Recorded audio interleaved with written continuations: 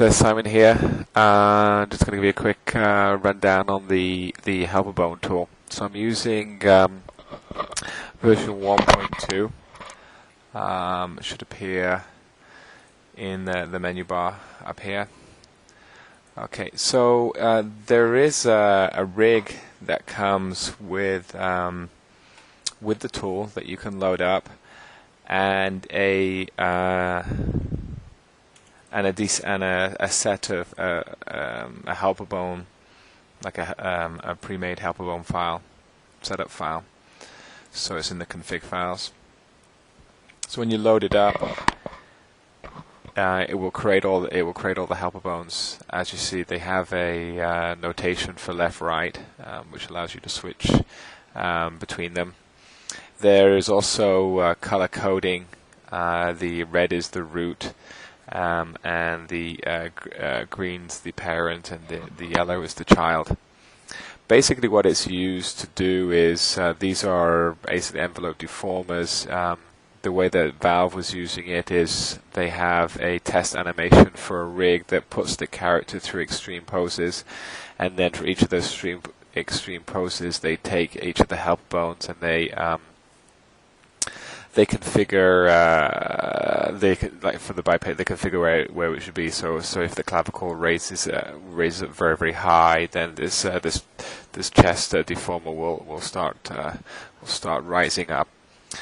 So what else we got in here? The entire HelperBone, well, the HelperBone itself can be muted.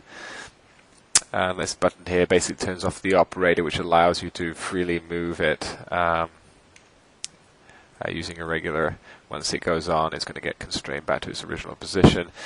The triggers are basically quaternions, so a quaternion rotation value for the target for where you want this HelperBone to be to end up.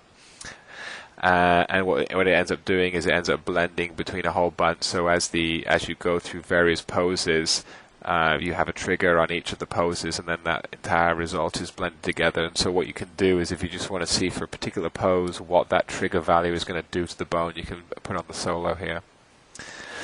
Alright, so if I just go for a quick example of how to set it up, I'll just start a new one. I'm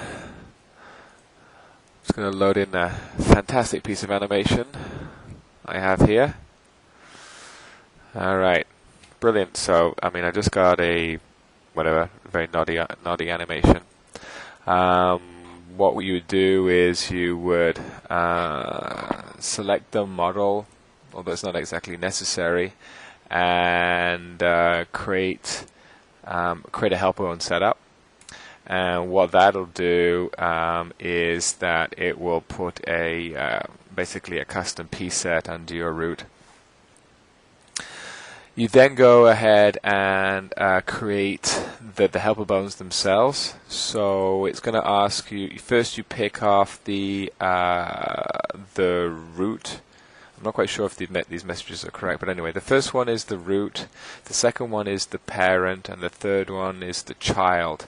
So the root is where this HelperBone is going to get parented, and the parent of the child are the two bones that the helper is going to watch their pose. So here we go. I'm just going to actually resize it to something a little bit more usable. Okay, so if I just cycle it back to the beginning, so when the parent or a child are in this pose, we have trigger 0. That's where the say in a relaxed state, this is where the HelperBone should be. So I have a key at 40.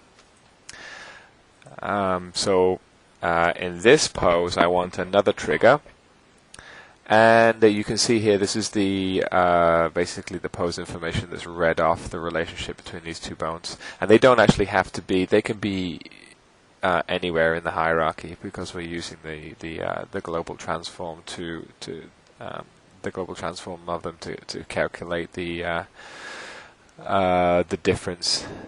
So I just add another trigger, and I'm just going to do something very simple. I just want to slide it along.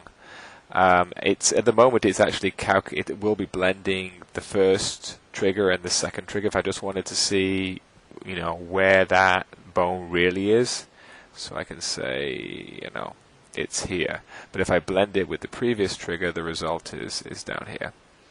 All right, so that's that pose. Then I just go to the next key. So this is my final piece. I'm going to add another. And basically I'll want it to just like offset maybe a little bit and go up a little bit. Well, not quite that much. Yeah, it's a little sensitive. There we go. So that's where I want it to be, and the final result is there. So now I have 3 triggers that will be blended together as the bone, as the parent and the child bone are animated. So once I have my rig set up, I then go ahead and export it. I can export the data, the VRD file that goes off into the game. Anyway, you don't need to know about that, but that's this is basically